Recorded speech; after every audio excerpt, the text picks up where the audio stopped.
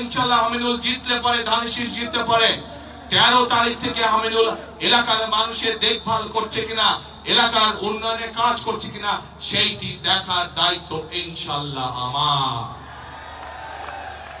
প্রিয় ভাই বোনেরা, আগেই বলেছি আমি আপনাদের প্রতিবেশী হিসাবে ঢাকা 16 দেখার দায়িত্ব আমার দায়িত্বের মধ্যে পড়ে।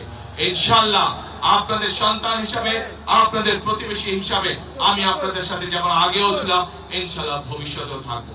প্রিয় ভাই বোনেরা, বক্তব্যের শেষে আবারও আমি আমার আমিনুলের জন্য, আমাদের দলের ধানের শীষের জন্য সামগ্রিকভাবে এইখানে যত মানুষ উপস্থিত আছেন, আপনাদের মাধ্যমে আপনাদের যে সকল আত্মীয় স্বজন বন্ধু বান্ধব সারা বাংলাদেশে ছড়িয়ে ছিটিয়ে আছে, আপনাদের মাধ্যমে তাদের সকলকে ধানের শীষের জন্য ভোট চেয়ে আমার বক্তব্য শেষ করছি।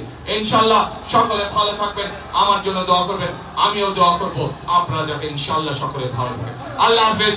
বাংলাদেশ জিন্দাবাদ, বাংলাদেশ জাতীয়তাবাদী জিন্দাবাদ।